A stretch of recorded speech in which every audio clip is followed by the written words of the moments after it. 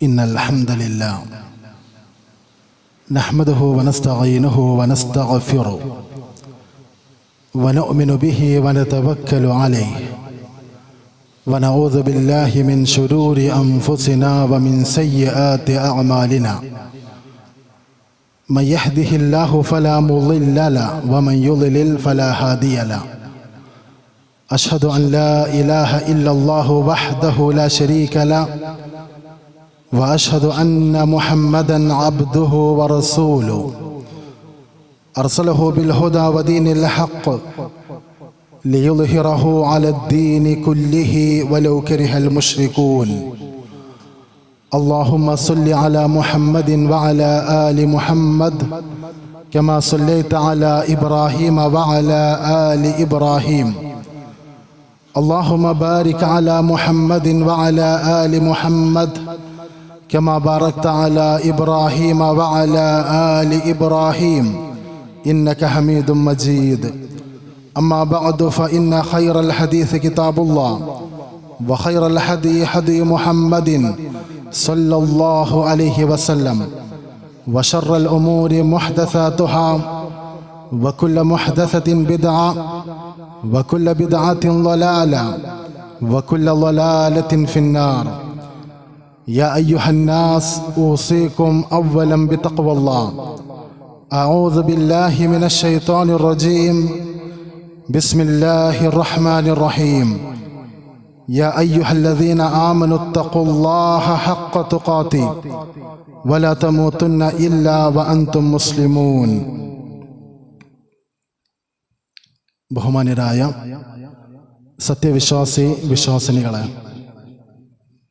അള്ളാഹുവിൻ്റെ വിധിവിലക്കുകൾ ജീവിതത്തിൻ്റെ മുഴുവൻ മേഖലകളിലും സാധ്യമായ രൂപത്തിൽ അംഗീകരിച്ചും ഉൾക്കൊണ്ടും തഖ്വയുള്ളവരായി ജീവിക്കണം എന്ന് ഓരോരുത്തരെയും ഉണർത്തുന്നു, വസിയ്യത്ത് ചെയ്യുന്നു. അന്തിമ പ്രവാചകൻ, അഫ്ളലുർ റസുൽ, ഖാത്തമുൻ നബിയ്യീൻ, ഷഫാഅത്തുൽ ഉളമയുടെ വാഹകൻ, ലിവാഉൽ ഹംദിൻ്റെ നായകൻ തുടങ്ങി ഇസ്ലാമിക പ്രമാണങ്ങൾ വിവിധ ശൈലികളിലും രൂപത്തിലും ശ്രേഷ്ഠതകളും പ്രത്യേകതകളും വിവരിച്ചിട്ടുള്ള മുഹമ്മദ് നബി സല്ലല്ലാഹു അലൈഹി വസല്ലം, ആ പ്രവാചകന് ഈ സമുദായത്തോട് എത്രത്തോളം സ്നേഹമുണ്ടായിരുന്നു എന്ന് കഴിഞ്ഞ ഖുത്ബയിൽ നാം മനസ്സിലാക്കുകയുണ്ടായി.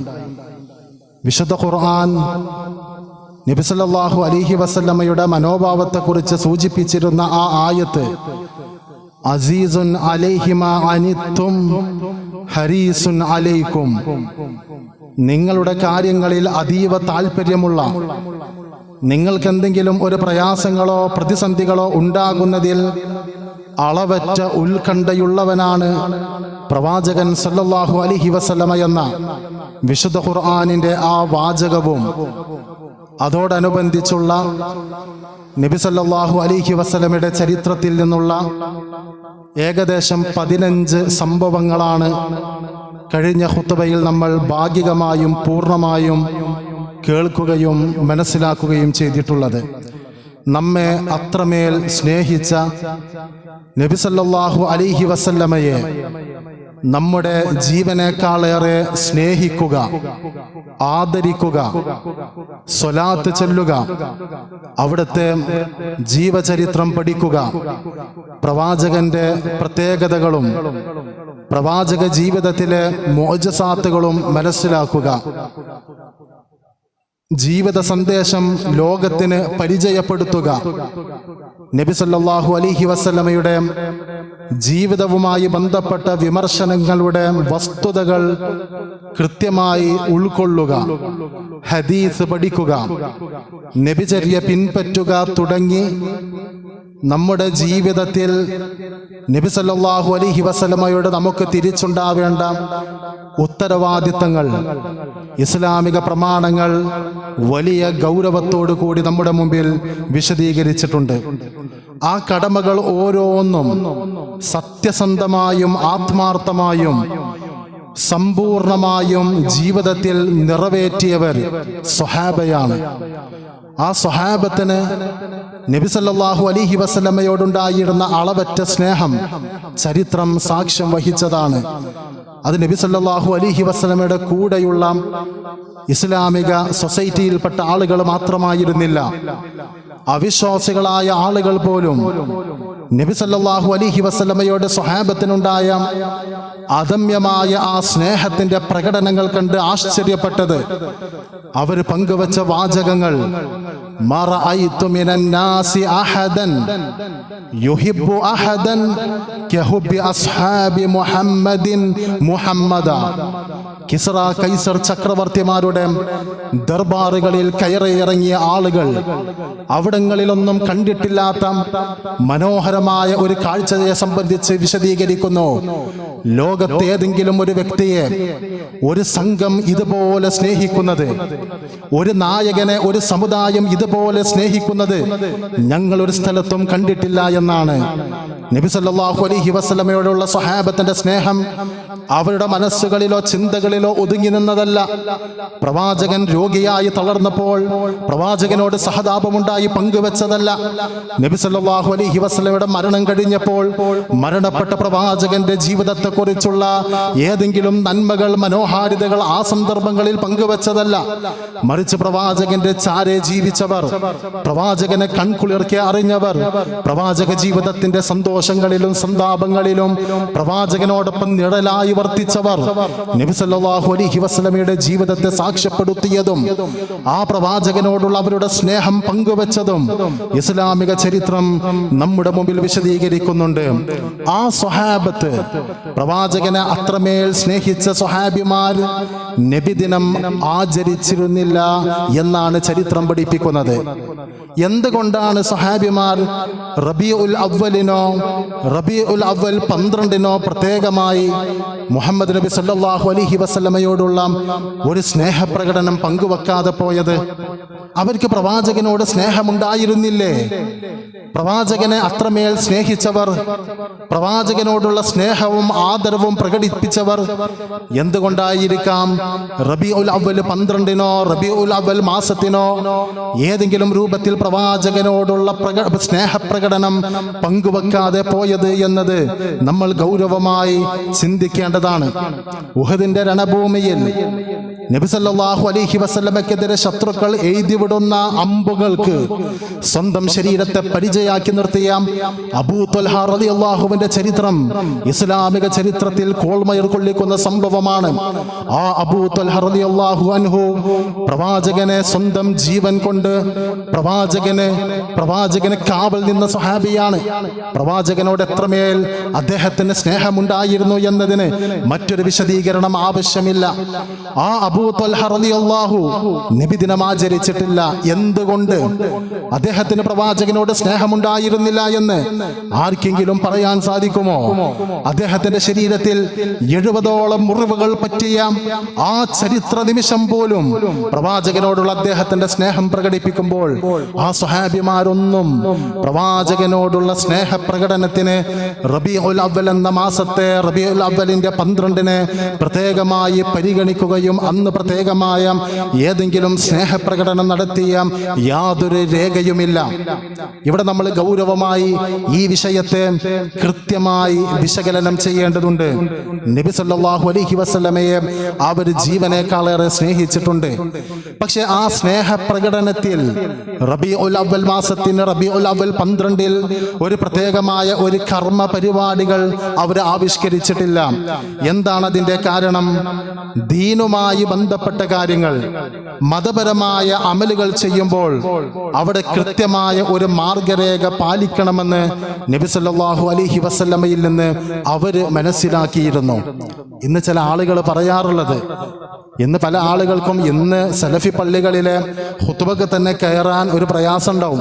പലരും ഇന്നത്തെ ദിവസം ഇന്ന് ഞാൻ സലഫി സലഫി പള്ളിയിലേക്കില്ല എന്ന് സാമൂഹ്യ മാധ്യമങ്ങളിൽ പോസ്റ്റ് ഇട്ടു പോകുന്ന രംഗങ്ങൾ പോലും ഉണ്ടാകുന്നുണ്ട്. ഇനിയിപ്പോൾ നബിദിനായിരിക്കും, അത് കേട്ടൊരു നെഗറ്റീവ് എനർജി കിട്ടി പോരണ്ട, ഞാൻ ഇന്ന് മുജാഹിദ് പള്ളിയിലേക്കില്ല എന്ന് പറയുന്ന ആളുകളുണ്ട്. അവർ പറയുന്നൊരു ന്യായമുണ്ട്, ഇത് റസൂലിനെ സ്നേഹിക്കല്ലേ, റസൂലിനെ ആദരിക്കല്ലേ, അത് എങ്ങനെ ആയിക്കോട്ടെ, എന്തായാലും ഒരു പ്രശ്നം എന്നാണ്. പക്ഷെ അങ്ങനെ ഒരു മനോഭാവം, എങ്ങനെയും സ്നേഹിക്കാം അല്ലെങ്കിൽ എങ്ങനെ ആദരിക്കാം, ഈ ഒരു മനോഭാവം സ്വഹാബത്ത് മനസ്സിലാക്കിയിട്ടില്ല. കാരണം ദീനിൽ ഓരോ കാര്യങ്ങൾക്ക് കൃത്യമായ മാനദണ്ഡങ്ങളും മാർഗരേഖകളും ഉണ്ട്. ഇമാം ബുഖാരി റിവായത്ത് ചെയ്യുന്ന ഒരു ഹദീസ് ഉണ്ട്, ലാ തുതുറൂനി കമാ അത്റത്തിൻ നസാറ ഇബ്ന മറിയം. ഈസാ നബി അലിഹിസ്ലാമിനെ ക്രൈസ്തവ സമൂഹം അളവറ്റ് സ്നേഹിക്കുകയും അളവറ്റ് ആദരിക്കുകയും ചെയ്ത് അമിതമായി അദ്ദേഹത്തെ പുകഴ്ത്തിയിട്ടുണ്ട്. അതുപോലെ നിങ്ങൾ എന്നെ പുകഴ്ത്തരുത്. ചില റിവായത്തുകളിൽ കാണുന്ന ഒരു പ്രയോഗമുണ്ട്, ക്രൈസ്തവ സമൂഹം ഈസാ നബി അലിഹിസ്ലാമിനെ സ്നേഹിച്ചതായിരുന്നു. അഹബ്ബത്തുഹു അന്നസോറ, ക്രൈസ്തവ സമൂഹം ഈസാ നബിയെ സ്നേഹിച്ചതാണ്. പക്ഷെ ആ സ്നേഹത്തിന് ഒരു ലക്കും ലഗാനുമില്ലാത്ത, ഒരു നിയന്ത്രണമില്ലാത്ത ഒരു സാഹചര്യം ഉണ്ടായപ്പോൾ ആ സ്നേഹപ്രകടനം തന്നെ ഒരു വ്യതിയാനമായി മാറി. ആ സ്നേഹമാണ് അന്ധമായി ഈസാ നബി അലിഹിസ്ലാമിനെ കുറിച്ചുള്ള മദ്ഹിന്റെ സംസാരങ്ങൾ അതിരുകവിഞ്ഞ്, സ്നേഹപ്രകടനങ്ങൾ അതിരുകവിഞ്ഞ് അവരിൽ ഏറ്റവും വലിയ വ്യതിയാനങ്ങൾ, മാർഗഭ്രംശം സംഭവിച്ചത് എന്ന് നമുക്ക് കാണാം.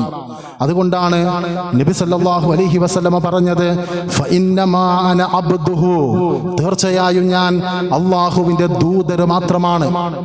നമ്മുടെ നാട്ടിൽ ആലുവ ത്വരീഖത്ത് എന്ന പേരിൽ ഒരു ത്വരീഖത്തുണ്ട്. ഒരുപാട് ത്വരീഖത്തുകൾക്ക് നമ്മുടെ നാടുകളിൽ ഇവിടുത്തെ പുരോഹിതന്മാർ നൽകിയിട്ടുള്ള തണലുകളിൽ ഇരുന്ന് അതിങ്ങനെ പ്രശോഭിച്ചിട്ടുണ്ട്. ചില ത്വരീഖത്തുകളെ നമ്മുടെ നാട്ടിൽ അറിയപ്പെട്ട പാരമ്പര്യവാദികൾ ചിലപ്പോഴൊക്കെ എതിർക്കാറുണ്ടെങ്കിലും ത്വരീഖത്തുകൾ പലപ്പോഴും ഈ നാട്ടിൽ പ്രചരിപ്പിച്ചു കൊണ്ടിരിക്കുന്നത് ഏറ്റവും പിഴച്ച അന്ധവിശ്വാസങ്ങളാണ്. അതിൽപ്പെട്ട ഒന്ന്, മുഹമ്മദ് നബി സല്ലല്ലാഹു അലൈഹി വസല്ലം പടച്ചവന്റെ അവതാരമാണ് എന്ന് പോലും പറയുന്ന വാചകങ്ങൾ. ആരാണ് റസൂലുള്ളാഹ്?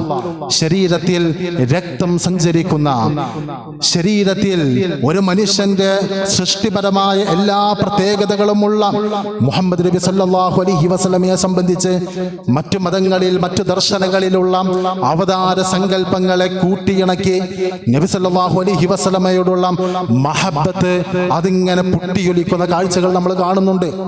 ഈ രീതിയിൽ ഒരു നിയന്ത്രണമില്ലാത്ത, ഒരു അടുക്കും ചിട്ടയുമില്ലാത്ത, വായിൽ തോന്നിയത് മതത്തിന്റെ പേരിൽ എന്നിട്ട് അത് സ്നേഹിക്കാണ് എന്ന് ന്യായം പറഞ്ഞാൽ അത് അംഗീകരിക്കാൻ നിർവാഹമില്ല. കാരണം ഈസാ നബി അലിഹിസ്ലാമിനെ സ്നേഹിച്ച ക്രൈസ്തവ സമൂഹത്തിന് പറ്റിയത് അതിര് കവിഞ്ഞതിലൂടെയുള്ള വ്യതിയാനമാണ്. ലാ തുതുറൂനി, നിങ്ങൾ എന്നെ ആ രീതിയിൽ അതിര് കവിഞ്ഞ് ആദരിക്കരുത്, അതിര് കവിഞ്ഞ് എന്നെ കുറിച്ച് നിങ്ങൾ അത്തരം സംസാരങ്ങൾ നടത്തരുത് എന്ന് പ്രവാചകൻ സല്ലല്ലാഹു അലൈഹി വസല്ലമ സൂചിപ്പിച്ചത് ചരിത്രങ്ങളിൽ കാണാം. അതിൻ്റെ താക്കീത്, ആ രംഗത്തുള്ള ഇസ്ലാമിന്റെ ശക്തമായ നിർദ്ദേശങ്ങൾ അത് പഠിക്കാനോ മനസ്സിലാക്കാനോ സാധിക്കാത്തത് കൊണ്ട് ക്രൈസ്തവ സമൂഹത്തിന്റെ, അതല്ലെങ്കിൽ പൂർവിക സമൂഹങ്ങളുടെ എല്ലാ തിന്മകളെയും ഈ ഉമ്മത്ത് ഏറ്റെടുക്കുന്ന സാഹചര്യം ഉണ്ടാകുന്നുണ്ട്. അതും നബി സല്ലല്ലാഹു അലൈഹി വസല്ലം അറിയിച്ചതാണ്, ലതത്തബിഉന്ന സനന മൻ കാന ഖബ്ലകും ശിബ്റൻ ശിബ്റാ വസിറാഅൻ ബിസിറാഇൻ, ചാണിന് ചാണായി മുഴത്തിന് മുഴമായി പൂർവീക സമൂഹങ്ങളുടെ ദുരാചാരങ്ങൾ നിങ്ങൾ മതത്തിന്റെ ഭാഗമായി കൊണ്ടുവരും എന്ന് റസൂൽ സല്ലല്ലാഹു അലൈഹി വസല്ലമ താക്കീത് നൽകി. നമുക്കതിന് കൂടുതൽ ഉദാഹരണങ്ങൾ ആവശ്യമുണ്ടോ? ഉണ്ണി യേശുവിനെ ആനയിക്കുന്നത് പോലെ, ഉണ്ണി കൃഷ്ണനെ ആനയിക്കുന്നത് പോലെ ഉണ്ണി മുഹമ്മദിനെ ആനയിക്കാനുള്ള ധാർഷ്ട്യം ഈ ഉമ്മത്തിൽ ഉണ്ടായത് എങ്ങനെ? ആ ചോദ്യത്തിന്റെ ഉത്തരം നബി സല്ലല്ലാഹു അലൈഹി വസല്ലമയുടെ വാചകങ്ങളിലുണ്ട്. പള്ളികളും അമ്പലങ്ങളും ദീപാലങ്കൃതമാകുന്നത് പോലെ നമ്മുടെ പള്ളികൾ, നമ്മുടെ മസ്ജിദുകൾ റബീഉൽ അവ്വലിനെ ഒരു ഫെസ്റ്റീവ് വൈബിലേക്ക് കൊണ്ടുപോയി ദീപാലങ്കൃതമാകുന്നത് അത് ഏത് ആദർശം, ഏത് ആചാരം കടമെടുത്തത് കൊണ്ടാണ് എന്നത് നമ്മൾ ഗൗരവമായി ആലോചിക്കേണ്ടതാണ്, ചിന്തിക്കേണ്ടതാണ്. അന്യമതസ്ഥരിലാണ് ഘോഷയാത്രകളുള്ളത്. നമ്മുടെ ഉമ്മത്തിലുള്ള നബിദിന റാലികൾ, അതിന്റെ ചരിത്രം, അതിന്റെ ആവേശം എവിടെ നിന്ന് ലഭിച്ചു? അത് നബി സല്ലല്ലാഹു അലൈഹി വസല്ലമയോടുള്ള സ്നേഹമല്ല, പ്രവാചകനോടുള്ള സ്നേഹമല്ല. ലതത്തബിഉന്ന സനന മൻ കാന ഖബ്ലകും, നിങ്ങളുടെ പൂർവികരുടെ മാർഗം നിങ്ങൾ ചാണിന് ചാണായി അനുധാവനം ചെയ്യും എന്ന പ്രവാചകൻ സല്ലല്ലാഹു അലൈഹി വസല്ലമയുടെ പ്രവാചകൻ ആക്ഷേപിച്ച ഒരു നിലപാടാണ് അത് എന്ന് നമ്മൾ തിരിച്ചറിയണം. ഞാനിത് കൃത്യമായി സൂചിപ്പിക്കാനുള്ള കാരണം, അത് സ്നേഹിക്കുന്നതല്ലേ, അത് എന്തോ ആയിക്കോട്ടെ, നമ്മൾ മനസ്സിലാക്കിയ പോലെ സ്നേഹിക്കുക, അവർ മനസ്സിലാക്കിയ പോലെ സ്നേഹിക്കുക എന്ന നിലയ്ക്ക് ഇസ്ലാമിനെ കസ്റ്റമൈസ് ചെയ്യുക എന്നത് ഓരോരുത്തന്റെ ബുദ്ധിക്കനുസരിച്ച്, താല്പര്യത്തിനനുസരിച്ച്, ദേഹേച്ഛക്കനുസരിച്ച് ഓരോരുത്തർ ഓരോ ഇസ്ലാമിനെ പകർത്തുക, പങ്കുവെക്കുക എന്നത് ദീന് അംഗീകരിച്ചിട്ടില്ല. നമുക്ക് ഒരു ആദർശമാണ്, ഒരു ആചാരമാണ്, ഒരു രീതിശാസ്ത്രമാണ്. അവിടെ നമുക്കുള്ള മാനദണ്ഡം നബി സല്ലല്ലാഹു അലൈഹി വസല്ലമയിൽ അല്ലാഹു ഏൽപ്പിച്ച ആ ശരീഅത്താണ്. ആ ശരീഅത്ത് അതിന്റെ മാനദണ്ഡത്തോടു കൂടി ഉൾക്കൊള്ളുക എന്നത് നമ്മുടെ ഉത്തരവാദിത്തമാണ്. ഇതാണ് ഈ വിഷയത്തിൽ പ്രധാനമായി സൂചിപ്പിക്കാനുള്ളത്. മറ്റൊരു കാര്യം, ഇതൊക്കെ പറയുമ്പോൾ ഇന്ന് കിൻഡൽ വെയിറ്റ് ഉണ്ട് എന്ന നിലയ്ക്ക് ചില ആൾക്കാർ ചോദിക്കുന്ന ഒരു ചോദ്യമുണ്ട്. എന്താ ചോദ്യം അറിയോ? നബിദിനം കഴിക്കരുത് എന്ന് ഖുർആനിലുണ്ടോ, ഹദീസിലുണ്ടോ? പറയൂ, എന്തിനാ ഇങ്ങനെ എതിർക്കണം എന്ന് ചോദിക്കും. അപ്പൊ ഇങ്ങനെ ഖുർആൻ ഇങ്ങനെ നോക്കിയിട്ട് ഖുർആൻ ഓതിയതിലോ ആയത്തുകൾ കേട്ടതിലോ അതല്ലെങ്കിൽ പരിഭാഷകൾ വായിച്ചതിലോ പ്രസംഗങ്ങൾ കേട്ടതിലോ മുസ്ലിമീങ്ങളെ നിങ്ങൾ നബിദിനം കഴിക്കരുത്, സത്യവിശ്വാസികളെ നിങ്ങൾ നബിദിനം ആചരിക്കരുത്, ആ ആശയത്തിലൊരു ആയത്തുണ്ടോ? ഇല്ല. അപ്പം ശരിയാണല്ലോ, ഖുർആനിലെ ആയത്തില്ലേ? ഖുർആൻ എതിർക്കാത്ത നബിദിനത്തെ എന്തിനാ എതിർക്കുന്നത് എന്ന് ചില ആളുകൾ ചോദിക്കും. സത്യത്തില് അത്ര ബുദ്ധിശൂന്യമായ വേറൊരു ചോദ്യമല്ല. എന്തേ കാരണം? ഞാനൊരു ഉദാഹരണം പറയാം. നമ്മളെ പള്ളികളിലുള്ള എല്ലാ ബാങ്കും, നമ്മുടെ നാട്ടിലുള്ള എല്ലാ മുസ്ലിം പള്ളികളിലെയും ബാങ്ക് ഒരേപോലെയാണ്. എന്നാൽ സൗദി അറേബ്യയിലെ ഖത്തീഫ് പ്രവിശ്യ, ബഹ്റൈൻ അടക്കമുള്ള മിഡിൽ ഈസ്റ്റിലുള്ള വിവിധ രാജ്യങ്ങളിൽ ഷിയാക്കളുടെ പള്ളികളുണ്ട്. ഷിയാക്കളെ പള്ളിയിലെ ബാങ്ക് കേട്ടിട്ടുണ്ടോ? ആ ബാങ്കിലെ ഒരു വാചകം അഷ്ഹദു അന്ന അലിയൻ വലിയുള്ളാഹ്, അതായത് അഷ്ഹദു അല്ലാ ഇലാഹ ഇല്ലല്ലാഹ് അഷ്ഹദു അന്ന മുഹമ്മദ് റസൂലുള്ളാഹ് എന്നത് 2 പ്രാവശ്യം കഴിഞ്ഞാൽ പിന്നെ ഒന്നുണ്ട്, അഷ്ഹദു അന്ന അലിയൻ വലിയുള്ളാഹ്, അലി റളിയല്ലാഹു അൻഹു അല്ലാഹുവിന്റെ വലിയാണെന്ന് ഞങ്ങൾ സാക്ഷ്യപ്പെടുത്തുന്നു. അതിനെ എതിർക്കുമ്പോൾ എന്താ ചോദിക്കണം അവര്? ബാങ്കില് അങ്ങനെ ഒരു വാചകം പറ്റില്ല എന്ന് ഖുർആനിലുണ്ടോ? ബാങ്കിൽ അങ്ങനെ ഒരു വാചകം ചേർക്കരുതെന്ന് ഹദീസിലുണ്ടോ? ഖുർആനിലുണ്ടോ? ഇല്ല. ഹദീസിലുണ്ടോ? ഇല്ല. എന്ന് കരുതി അങ്ങനെ ചെയ്യാൻ പറ്റുമോ? എന്തുകൊണ്ട് പറ്റില്ല? അള്ളാന്റെ റസൂല് പഠിപ്പിച്ചതിൽ ഇങ്ങനെയുള്ള വരികളില്ല. അതിനർത്ഥം അലി റളിയല്ലാഹു വലിയല്ല എന്നാണോ? അലി റളിയല്ലാഹുവിനെ സ്നേഹിക്കേണ്ടതില്ല എന്നാണോ? ഫാത്തിമ റളിയല്ലാഹു അൻഹയുടെ പ്രിയപ്പെട്ട ഭർത്താവ്, നബി സല്ലല്ലാഹു അലൈഹി വസല്ലമയുടെ പ്രിയപ്പെട്ട മരുമകൻ ഹസൻ ഹുസൈൻ റളിയല്ലാഹു അൻഹുമയുടെ പൊന്നുവാപ്പ അലി റളിയല്ലാഹുവിന് പ്രത്യേകത അല്ലേ? പ്രത്യേകത ഉണ്ട്. പക്ഷെ പ്രത്യേകത ഉണ്ട് എന്ന് പറഞ്ഞ് ബാങ്കിൽ 2 വാചകം കൂട്ടാൻ പറ്റുമോ? പാടില്ല. എന്തേ? ഖുർആനിലുണ്ടോ? ഹദീസിലുണ്ടോ? ഇങ്ങനെ ഓരോരുത്തർ ഓരോ കാലത്ത് ഓരോന്നുണ്ടാക്കിയാൽ അത് ഖുർആനിൽ ഉണ്ടാവണമെന്നില്ല, ഹദീസിൽ ഉണ്ടാവണമെന്നില്ല. അപ്പൊ ഖുർആനിൽ നബിദിനത്തെ എതിർത്തിട്ടുണ്ടോ, ഖുർആനിൽ സുന്നത്തിൽ നബിദിനത്തെ എതിർത്തിട്ടുണ്ടോ എന്ന ചോദ്യം തന്നെ ബാലിശാണ്. കാരണം പിൽക്കാല സമൂഹങ്ങളിൽ ആരെങ്കിലും പുതുതായി കൂട്ടിച്ചേർത്തിയിട്ടുള്ള ഏതെങ്കിലും ഒരു കാര്യം മതത്തിന്റെ ഭാഗമായി ആചരിക്കുമ്പോൾ മതം അവിടെ ഒരു പൊതു തത്വമാണ് പഠിപ്പിച്ചിട്ടുള്ളത്. നിങ്ങൾ പുത്തൻ ആചാരങ്ങൾ, പുത്തൻ ആശയങ്ങളെ നിങ്ങൾ സൂക്ഷിക്കുക. പുതുതായി രൂപപ്പെടുത്തി നിങ്ങൾ ഈ മതത്തിലേക്ക് ഏച്ചു കൂട്ടുന്നതെല്ലാം നിഷിദ്ധമാണ്, അത് വഴികേടാണ് എന്നാണ് നബി സല്ലല്ലാഹു അലൈഹി വസല്ലമ സൂചിപ്പിച്ചിട്ടുള്ളത്. അതുകൊണ്ട് തന്നെ നമ്മൾ കൃത്യമായി ഇത്തരം വിഷയങ്ങളിൽ, എല്ലാ വിഷയങ്ങളിലും ഇസ്ലാമിക ശരീഅത്തിന് വളരെ വ്യക്തമായ ഒരു മാനദണ്ഡമുണ്ട്. ആ മാനദണ്ഡത്തിൽ കൃത്യമായ അതിർവരമ്പുകളുണ്ട്. അപ്പൊ ആ അതിർവരമ്പിൽ ഒതുങ്ങി നിൽക്കുക എന്നിടത്താണ് മുസ്ലിം സമൂഹത്തിന്റെ ബാധ്യത അല്ലാഹു തആല നിശ്ചയിച്ചിട്ടുള്ളത്. അതുകൊണ്ട് കൃത്യമായി മനസ്സിലാക്കുക, നബി സല്ലല്ലാഹു അലൈഹി വസല്ലമയെ സ്നേഹിച്ചാൽ പോരാ, നമ്മുടെ ജീവനേക്കാളേറെ സ്നേഹിക്കണം. പക്ഷെ ആ സ്നേഹം ഓരോരുത്തർക്ക് തോന്നിയതുപോലെ ആകാൻ പാടില്ല. ഓരോരുത്തർക്ക് തോന്നിയതുപോലെ ആകാൻ പാടില്ല. ഒരു കപ്പിൾസ്, ഒരു ഭാര്യ ഭർത്താക്കന്മാര്, ഭർത്താവിനെ ഒരു അവിഹിതത്തിന്റെ പേരിൽ നാട്ടുകാർ പിടികൂടി, ആകെ പ്രശ്നമായി, പോലീസ് കേസായി, ഇമ്മോറൽ ട്രാഫിക്കിന്റെ പേരിൽ പ്രശ്നങ്ങൾ ഉണ്ടാവുന്നു, നാട്ടിലൊരു സദാചാര പ്രശ്നം ഉണ്ടാവുന്നു. ആ സമയത്ത് ഇയാളുടെ പെണ്ണുങ്ങൾ പറയാണ്, എനിക്ക് എൻ്റെ ജീവനേക്കാൾ ഇഷ്ടം എൻ്റെ ഭർത്താവിനാണ്, എൻ്റെ ഭർത്താവ് ഞാൻ അങ്ങനെ ചെയ്താലും എനിക്ക് കുഴപ്പമില്ല എന്ന് പറഞ്ഞാൽ എന്തൊരു തങ്കപ്പെട്ട ഭാര്യ!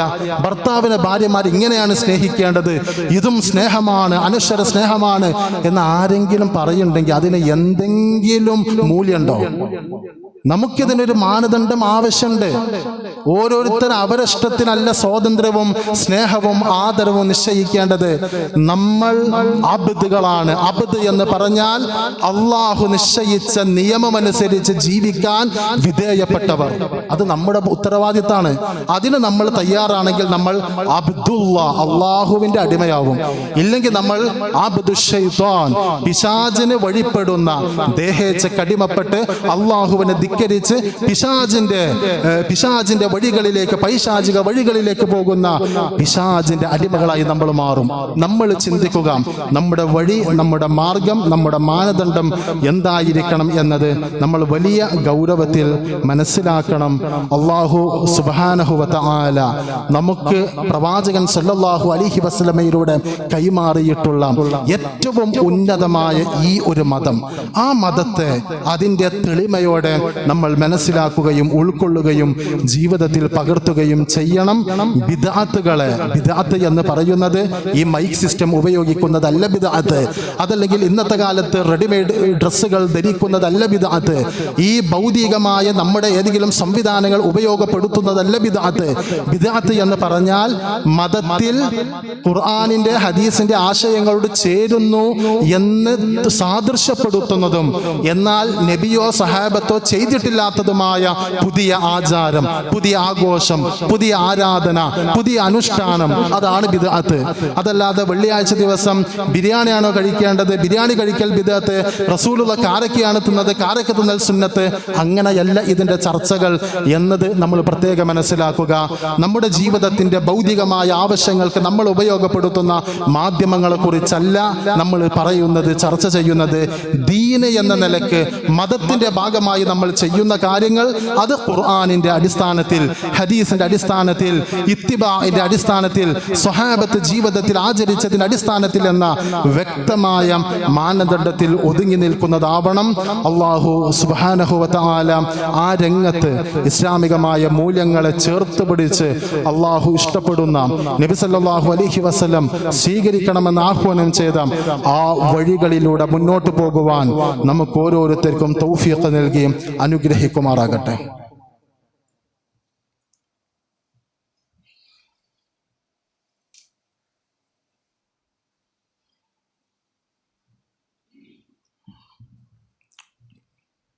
അൽഹംദുലില്ലാഹ് വസ്സലാത്തു വസ്സലാമു അലാ റസൂലില്ലാഹ് വഅലാ ആലിഹി വഅസ്ഹാബിഹി അജ്മഈൻ. അമ്മാ ബഅദ്. യാ അയ്യുഹന്നാസ് ഊസികും സാനിയൻ ബിത്തഖ്വല്ലാഹ്. അള്ളാഹുവിനെ സൂക്ഷിച്ച് തഖ്വയുള്ളവരായി ജീവിക്കണമെന്ന് ഓരോരുത്തരോടും ഉണർത്തുന്നു, വസിയത്ത് ചെയ്യുന്നു. നമ്മുടെ നാട്ടിലെ സ്കൂളുകൾക്കൊക്കെ ഇന്ന് മുതൽ അവധി ദിനങ്ങളാണ് കടന്നു വരുന്നത്. സ്വാഭാവികമായും ചെറിയൊരു വെക്കേഷൻ കിട്ടിയാൽ ഇന്ന് നമ്മുടെ കുടുംബങ്ങളിലും നമ്മുടെയൊക്കെ പരിസരങ്ങളിലൊക്കെ കാണുന്ന പ്രധാനപ്പെട്ട ഒരു ട്രെൻഡ് അവധിക്കാലത്ത് യാത്രകൾ പോവല. അവധിക്കാലമൊന്നും കാത്തിരിക്കലില്ല. വീക്കെൻഡ് കിട്ടിയാലും ഇനി ഒരു അനുകൂല സമയം കിട്ടിയാൽ തന്നെ ഒരു ടൂർ പോവുക എന്നതൊക്കെ ഇന്നതൊരു ട്രെൻഡാണ്. ഒറ്റക്കും കൂട്ടായും കുടുംബസമേതം ഒക്കെ ടൂർ പോകുന്ന ഒരു രീതി അതിന്ന് വളരെ വ്യാപകമായ, അതിനുവേണ്ടി എല്ലാ അർത്ഥത്തിലുമുള്ള അഡ്ജസ്റ്റ്മെൻറ്റിന് ആളുകൾ തയ്യാറാവുന്നൊരു കാലമാണ്. അപ്പോൾ ടൂറ് പോകുന്നതിൽ ഇസ്ലാമികമായി പ്രത്യേകിച്ച് വിലക്കുകളൊന്നുമില്ലെങ്കിലും ഓരോരുത്തർക്കും അവരവരുടെ ജീവിത സാഹചര്യം അനുസരിച്ച് മതം അനുവദിച്ച വിനോദങ്ങൾ, മതം അനുവദിച്ച ആസ്വാദനങ്ങൾ, അതിൻ്റെ ഭാഗമായി അവർ അത്തരം കാര്യങ്ങൾ ചെയ്യുന്നതിലൊന്നും കുഴപ്പമില്ല. പക്ഷേ ഈ അവധിക്കാലങ്ങളിൽ ഇത്തരം യാത്രകൾ നടത്തുന്ന ആളുകൾ ഗൗനിക്കേണ്ട 7 കാര്യങ്ങൾ. ഒന്നാമത്തേത്, എവിടെയായിരുന്നാലും ഇസ്ലാമികമായ വിധിവിലക്കുകൾ നമ്മൾ പാലിക്കുക. പള്ളിയിലാണെങ്കിൽ മാത്രം, അല്ലെങ്കിൽ നമ്മളെ നാട്ടിലുള്ള നമ്മളെ വീട്ടിൽ മാത്രം ഒന്ന് ശ്രദ്ധിക്കുക, പുറത്തായ എങ്ങനെയാവാം എന്ന അവസ്ഥ ഉണ്ടാകാൻ പാടില്ല. 2, പൊതുവെ യാത്രകൾ വാഹനത്തിലാണ്. വാഹനത്തിൽ കയറുമ്പോൾ യാത്രയുമായി ബന്ധപ്പെട്ട നബി സല്ലല്ലാഹു അലൈഹി വസല്ലമ പഠിപ്പിച്ച പ്രാർത്ഥനകൾ നമ്മൾ പ്രാർത്ഥിക്കുക. അത് നമ്മുടെ കൂടെയുള്ളവരൊക്കെ പ്രാർത്ഥിക്കുന്നു എന്ന് ഉറപ്പുവരുത്തുക. സുബ്ഹാനല്ലദീ സഖറ ലനാ ഹാദാ വമാ കുന്നാ ലഹു മുഖ്രിനീൻ വഇന്നാ ഇലാ റബ്ബിനാ ലമുൻഖലിബൂൻ. ഈ വാഹനം ഞങ്ങൾക്ക് കീഴ്പ്പെടുത്തി തന്ന്, യാത്രക്ക് സജ്ജമാക്കി തന്ന്, ഈ അനുഗ്രഹങ്ങൾ ഞങ്ങൾക്ക് ഒരുക്കി തന്ന അല്ലാഹുവേ, നീ ഞങ്ങളോട് കരുണ കാണിക്കണമേ. നീ അനുഗ്രഹ സമ്പൂർണനാണ്, നിന്നിലേക്കാണ് ഞങ്ങളുടെ മടക്കം എന്ന വിശാലമായ ആശയമുള്ള പ്രാർത്ഥനകൾ, അതായത് പ്രാർത്ഥനകളിലൂടെ ആയിരിക്കണം നമ്മുടെ സഞ്ചാരം. 3-ാമത്തെ കാര്യം, നമസ്കാരത്തിൻ്റെ സമയമായാൽ നിസ്കരിക്കണം.